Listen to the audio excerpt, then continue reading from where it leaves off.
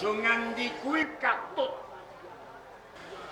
Sanekali keng bela luwih becik. Gayatri Pasakirana. Joku malungko.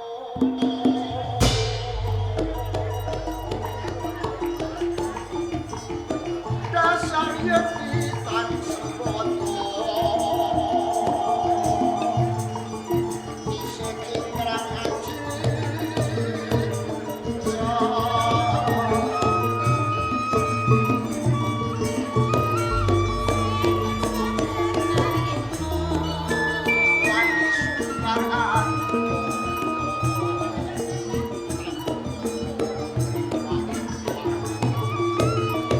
Rayen no ati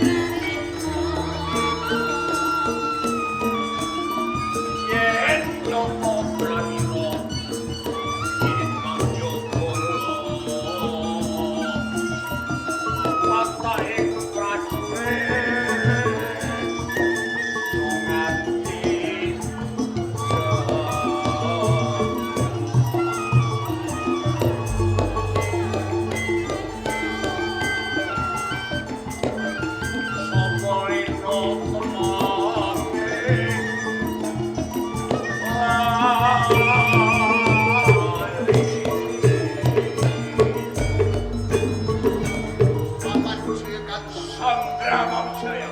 Kelampan panjenengan sinambi lan diajeng gaya. Nanging menawi sampun bisa nyowo lan rogo. Pindane wong dol tinu. Tetep tak tuku Brodajaya. Menawi dateng kelampahan panjenengan muga kuleken jebapak dan panemah sirna depan bantu. Lakon sekian perambah Prabu Wijaya.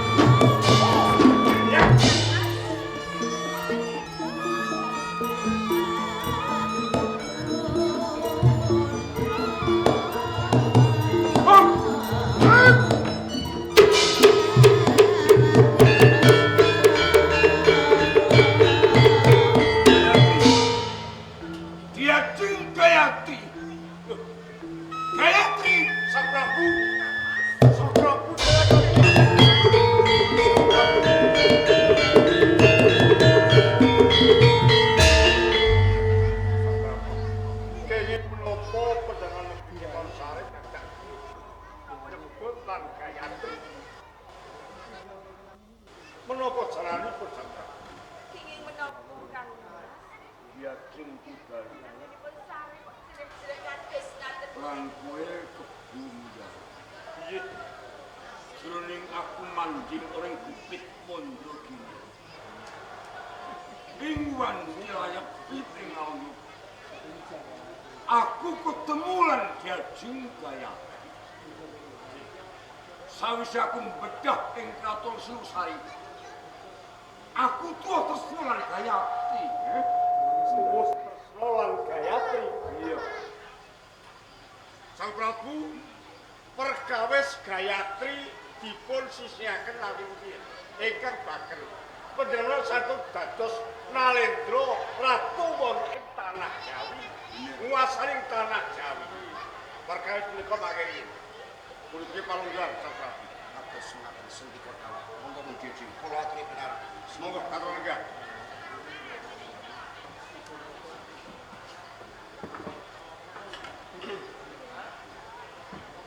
Sang Prabu dan rene panjenengan sampun dados ratu ing tanah Jawi. Niki benten lan tanah Jawi dipun kemudi dening Prabu Sri Kertanegara. Idane opo? Kediri sak menika kenging kawestanan ayom-ayem sarta tentrem uriping kawula sangsaya Bagyawuya mubra-mubru pindha alabur mati jalanan. Sang Prabu Jayakatwang mung tansah migatosaken uriping kawula sinaosa menika kawula ingkang mapan wonten ing Karang Pradesan benten menawi Kertanegara boten migatosaken uriping kawula senengane mung perang lan perang ngrebut negarane kawula niku dereng cobi kula aturi ngemuti rikala taun 1268 Sri Kertanegara ngginakaken program politik Nusantara. Nih. Karepe kabeh negara niku supaya nungkul wonten ing andhap amriyane Sri Kertanegara. Kejawi saking menika piyambakipun perintah lan senopati lumuruk wonten ing Bandar Pamalayu. Rikala semanten dereng sedaya negari sami saged manungkul nembe Bandar Pamalayu ingkang saged nungkul. Mila menika menawi kula pejahipun Sri Kertanegara kula anggep mundhuh poing pakarti Menika leresinipun Prabu. Saksedanipun Sang Prabu Kertanegara sedaya kawula wonten ing Kediri sami sorak hambata rubuh. Jalaran menika satunggaling pangarsa ingkang boten saged tinulada dhateng sedaya para kawulanipun. Piyambakipun sok seneng ujawaragan, ngumbar hawa nafsu lan tumindak doro angkara. Mila kenging kawestanan nempuh ujaring bebasan gajah midak rampah. Saben-saben damel paratan wonten ing negari tansah dipun terak piyambak menika sinten. Nggih, ngaten menika Kertanegara. Dia jeng karo aku omahe Purba. Lenggah utang bosku. Kuwi kok malah nangis. Sing kok balik opo dia jeng.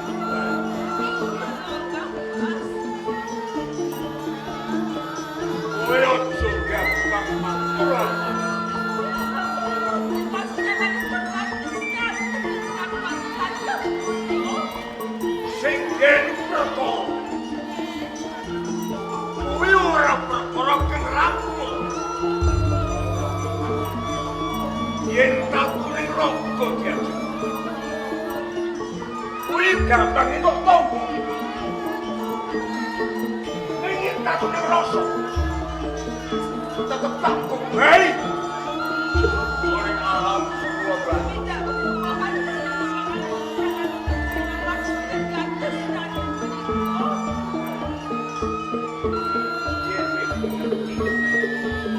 Tidak mata mengerti ya.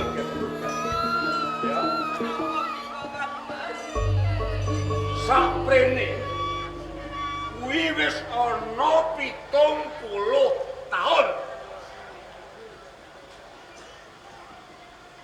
Ngepasi taun 1222. Kuwi ana perang ganter yo nyang dosa ganter. Timbul perang ganter. Kuwi ditimbulke leluhurku Prabu Gandagris ya Prabu Kertajaya lan Prabu Ken Arok timbuling prakerami Gemuran Prabu Gandagris gugur ing palagan sapa aku yai. Aku kuwi putraning Rama Dipati Astrajaya. Dene Astrajaya kuwi putrane Yang Adipati Jaya Saba. Jaya Saba kuwi putrane leluhurku Prabu Kertajaya Lho Prabu Dalegelis. Diripun kinarok kuwi yo ipeku yo belum kakung Kang Mas Prabu Sri Kertanegara. Soikit-ikit durungan dikelakon kadada ana tamu ki sora semenep jenenge Wirandoe abdine Kakang Baidi kuwi ngatur kelayangan ah bareng tak waca izin ayang Senggala lan Badak padha luwih Bandar Pamalayu Singosari Karimasan kesompong iki tak gebok perang Kertanegara tugil kuwi. Nanging Kang Mas, lamar menika sampun kawuri. Awitipun bajetaken badhe tuwa-tuwa tinutut boten-boten kerampunganipun. Lho Prabu. Grupoipun negari Singosari niku dereng sedaya laskar sami kacepet utamipun Raden Wijaya nambi ken sora niki mangke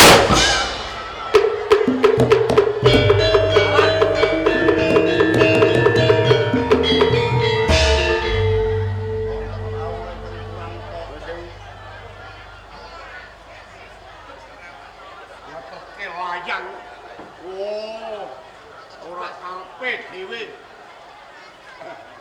Menika wonten nawara tartamtu kagem panjenenganipun Sang Prabu Jayakatwa monggo.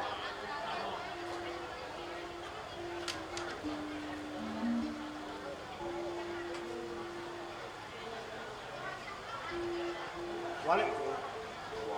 Ayo. Ora nganggo tinggal. Tinggal samar. Wiya sing ponang Kintaka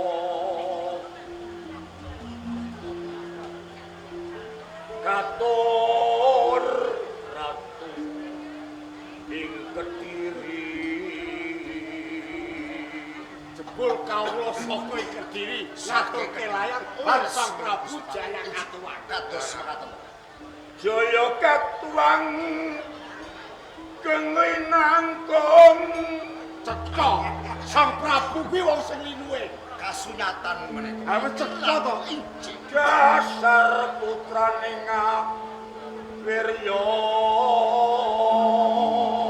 Cekak putrane wong Ngawirya. Sinuyudan mring kawula. Nipun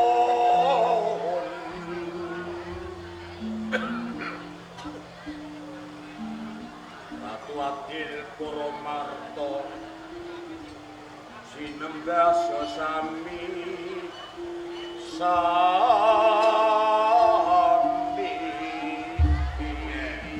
ra tenan ta kados ngalembana marang Sang Prabu Jayakatwa surasipun tansah ngalembana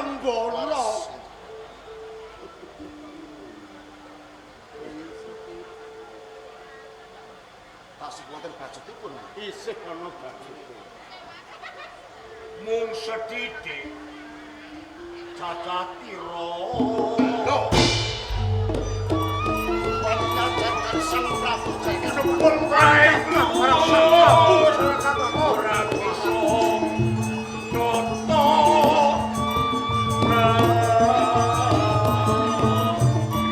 yang Sang Prabu Jayakatwa ora bisa menegoro oh sapa sira sapa ingsun dasar kula ing susila nyoto yati tutu turasi ngaluhur kaya pedae wong sutra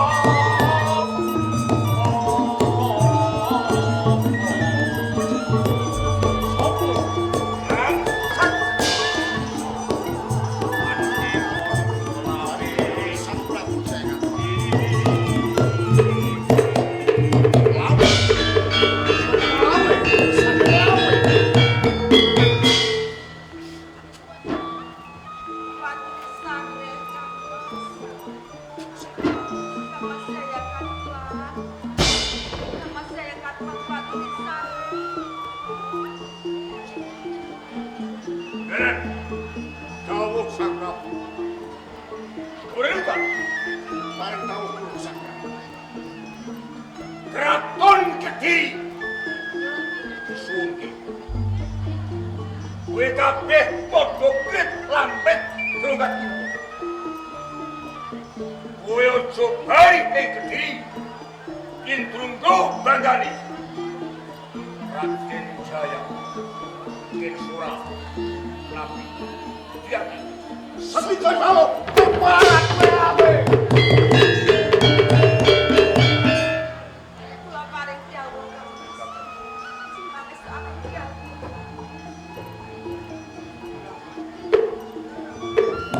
Oh,